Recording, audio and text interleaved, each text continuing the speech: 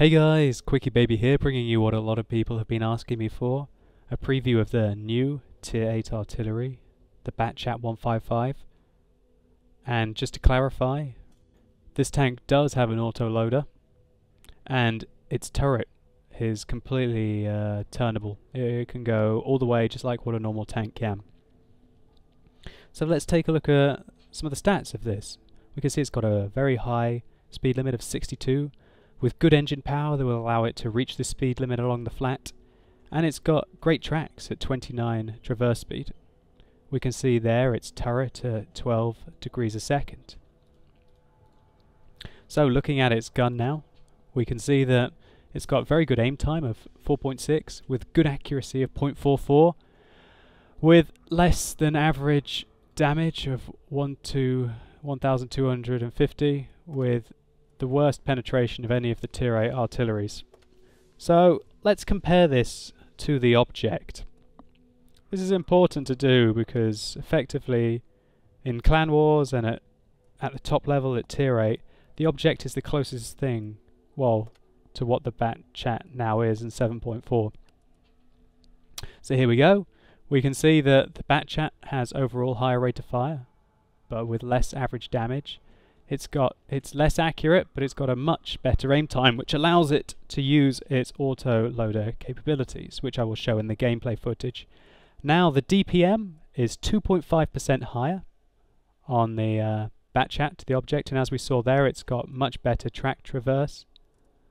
And as we can see, when we compare the engines, that the BatChat has 25% increased engine capabilities and horsepower to ton ratio than the object.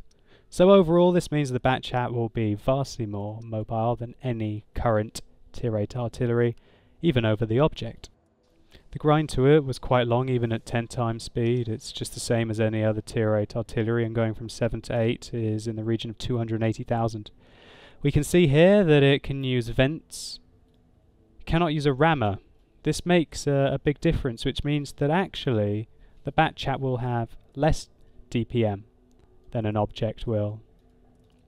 However, it can use the gun laying drive to improve its aim time, and with the vents that we can see that the Tiger is not able to use, means that the BatChat will be even quicker, and you know, you'll have the slight rate of fire increase, but it won't be in the same region as what a gun rammer would do. Importantly here we can see that its explosion radius of its credit ammo is very much lower than on the other Tier 8 artilleries, and importantly you cannot load armor penetrating shells without spending gold in the BatChat. I really hope this is something that they change. It's quite ridiculous that Wargaming want you to pay 50 gold per salvo in a BatChat. So that's enough of the garage preview.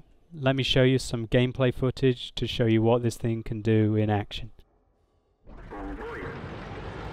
So here we go, using the BatChat in a neutral base encounter game. Here we can see the rapid acceleration. And there we can see the fully oscillating turret on a Tier 8 artillery. So, see how slow the reload indicator is? Really gives you an idea. It takes just over a full minute to reload when you're using Brothers in Arms and vents with 100% skill, I hasten to add.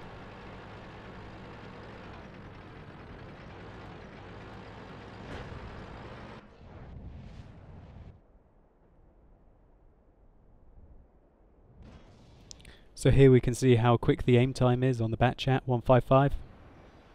And because of the turret we can see that we don't lose much accuracy when we turn, which is fantastic. So putting our first shell in, disappointing damage, 218. Second shell, 414. Changing targets.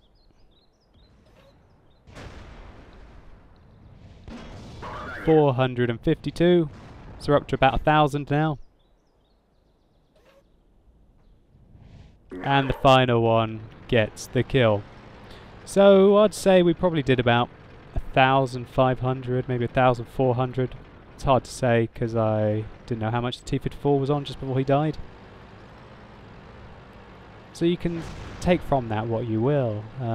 That's a whole salvo hitting every shot against not their most heavily armoured targets, and we did about 1,400 to 1,500 damage. I know that if I was hitting that in my GW Tiger or the GWE, you'd be looking at maybe getting 700, 800, up to 900 a shot, and you'd be firing more than, well, you'd be firing not quite 4 rounds a minute, but when they hit, they'll be doing a lot more. So we've reloaded, trying to pick some more targets. Again, they're seeing how little a loss of accuracy we get through the turret turns. With the much lower splash damage on the BatChat, really you have to get direct hits, otherwise you're not going to get anywhere. So that splashed very close to his tracks, doing 314. That one went, must have hit the hill. He's on a bit of a downslope. The third shell, 455. And the final one splashed, and then someone else hit him for a combined 447. So I'm going to speed up the video now between the reloads.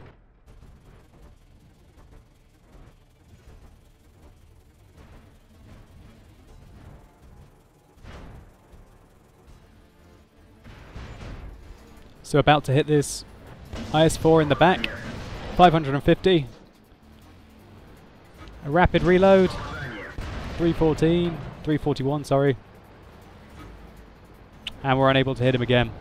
We try and take the shot anyway, maybe we got lucky and we hit his turret and took him out. So this is where the BatChat can sometimes get in a sticky situation.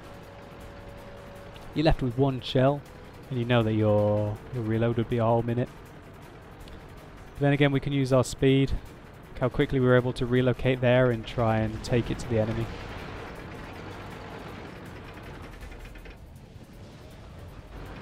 So our allies are helping us out, taking out targets.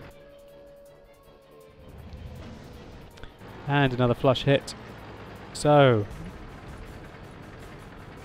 now we've got a neutral base situation with 6 artillery left.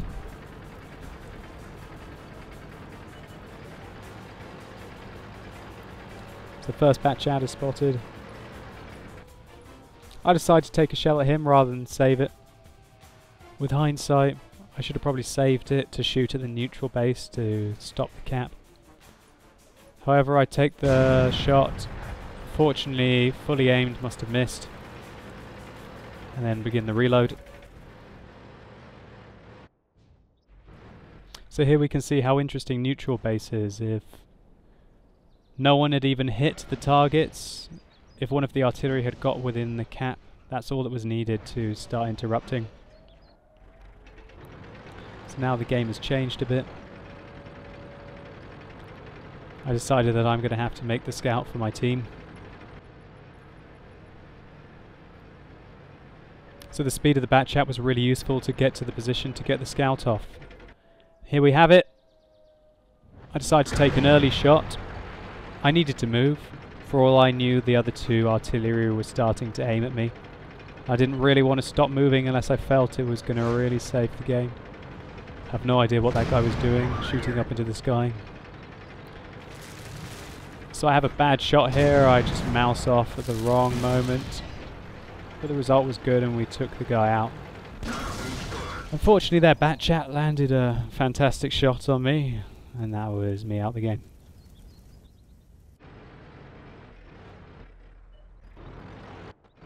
So here we see one of the other remaining BatChats having a combat situation.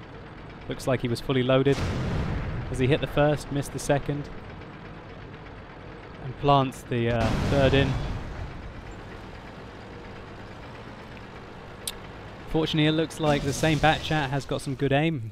He took him out. So it becomes a one-on-one situation.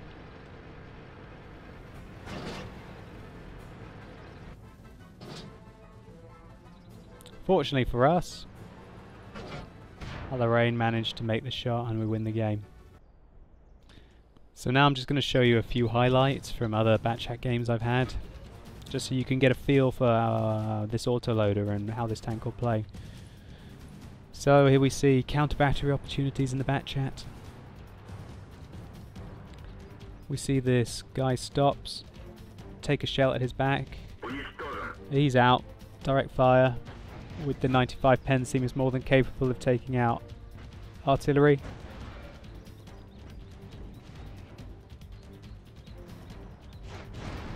So shooting T110s in the side would be fantastic.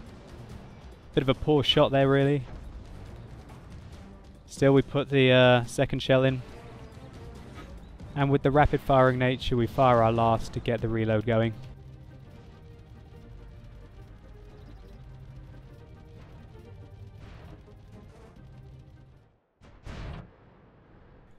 So here we're lining up to see what a BatChat will do to a very heavily armoured E100.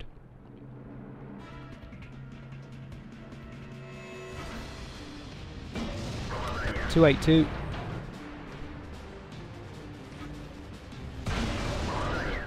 Unsure about that last one, but it looks like it was probably about 300 or 400.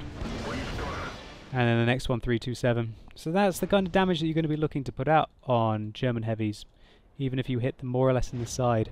Of course, you can get penetrating shots, which can do a lot of damage. Such as that one that did 1,290 damage to a Tier 9 French tank destroyer. Unfortunate shot there on the IS-4, didn't quite go long enough. Again on this neutral base map. So for everyone, you saw the bar blinking there quickly at the top if you rewind.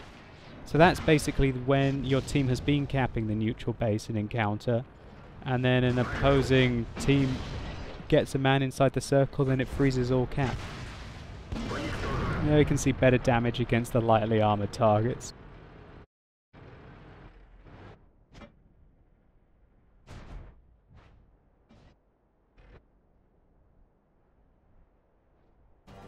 So now we're going to unleash some pain on this T-54.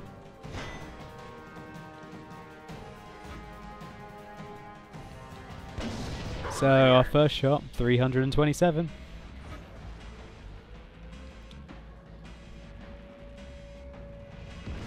Our second shot goes in and interrupts.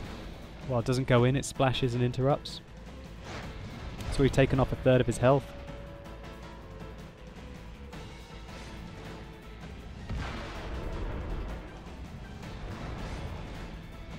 So I switched to the 100. That was 422. And then an undisclosed amount for the final shell. So I hope you guys are starting to get a feel for the region of the damage. Varying anywhere from 200 up to 400 up to 500 if you don't penetrate. But if you do penetrate, as we saw against that French tank destroyer, you can hit the home run and get 1,000 to 1,200 damage a shell. So I've seen where the enemy are going to be. They were out of my RT range there, so I'm using the high top speed of the BatChat to relocate to be able to get those shells off to help my team interrupt this encounter battle. The fast nature of the BatChat is an attribute which sort of makes up for the lack of its alpha damage and its penetration on its main gun. I haven't been able to use the armor penetrating shells on the BatChat. I have not been firing gold. However, that'll be very interesting to see how that pans out. So I think the Tier 8 BatChat is a fantastic new tank and adds a good amount of variety to artillery for those kind of players who want to have something a little bit different from what's available at the moment and want to be able to put out damage in burst. However, something I didn't mention is the fact that to get off those rounds that quickly and as accurately as I showed you, you have to be very stationary, which leaves you open to counter battery. I don't think the BatChat 155 is the be-all end-all of artillery. I think it'll have its own place and it will work alongside other artillery in clan wars and in random games. So thank you very much for watching my video, guys. I hope you've enjoyed it and that you've liked my 7.4 previews. If you haven't watched any of my other ones, please feel free to check them out. And if you've liked this video, please show it by giving a like at the bottom. And if you feel so inclined and want to see more videos like this and my gameplay replays in the future, then feel free to subscribe to the channel. Thanks a lot, guys, and good luck out there on the battlefield.